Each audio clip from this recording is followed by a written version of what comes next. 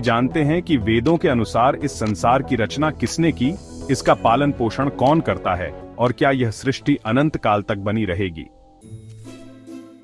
वेदों के अनुसार इस सृष्टि की रचना परम ब्रह्म यानी ईश्वर ने की। ना सदासीनो सदासीत तदानी नासीद्रजो नो व्योमा परोयत। सृष्टि की उत्पत्ति से पहले न असत था, न सत था, न आकाश था, न द्युलोक, केवल एक दिव्य सत्ता थी। यजुर्वेद में कहा गया है कि परमात्मा ही इस संसार का मूल कारण है। वह सर्वव्यापी और शाश्वत है। स पर्यगाच्छुक्रमकायम व्रणमस्नाविरम शुद्धम पाप विद्धम। परमात्मा सर्वव्यापी, शुद्ध और निराकार है। उसी से यह सृष्टि बनी। वेदों के अनुसार मनुष्य की उत्पत्ति भी परमेश्वर की इच्छा से हुई। सहस्र शीर्षा पुरुष सहस्राक्ष सहस्रपाद। परमेश्वर हजारों सिर, नेत्र और पैरों वाला है। उसी ने समस्त सृष्टि को अपने अंदर समाहित किया। इसका अर्थ यह है कि संपूर्ण जीव मात्र ईश्वर की ही सृष्टि है।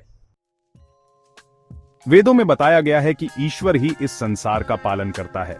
एको विष्णुर्महद्भुतम पृथक भूतेषु संस्थितम। परमात्मा अनेक रूपों में इस संसार में स्थित है और इसे संचालित करता है।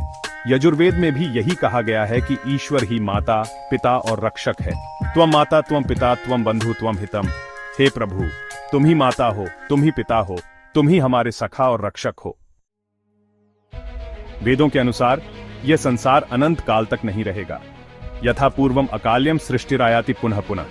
जैसे पहले सृष्टि बनी थी, वैसे ही यह फिर बनती और नष्ट होती रहेगी। भगवत गीता में भी यही कहा गया है कि यह संसार बार बार उत्पन्न होता है और फिर प्रलय में विलीन हो जाता है। भूत ग्राम स एवायम भूतवा भूतवा प्रलीयते। यह सृष्टि बार बार उत्पन्न होती है और फिर समाप्त होती है। तो वेदों के अनुसार 1. संसार की उत्पत्ति परम ब्रह्म से हुई। 2. मनुष्य को भी परमेश्वर ने उत्पन्न किया। 3. ईश्वर ही संसार का पालन पोषण करता है। 4. यह संसार सदा के लिए नहीं रहेगा, बल्कि यह सृष्टि और प्रलय के चक्र में चलता रहेगा। सत्य और धर्म का अनुसरण ही इस सृष्टि का मूल सिद्धांत है। आइए वेदों के ज्ञान को अपनाकर एक श्रेष्ठ जीवन जीने का प्रयास करें। अगर आपको यह वीडियो पसंद आया हो तो लाइक, शेयर और सब्सक्राइब करें।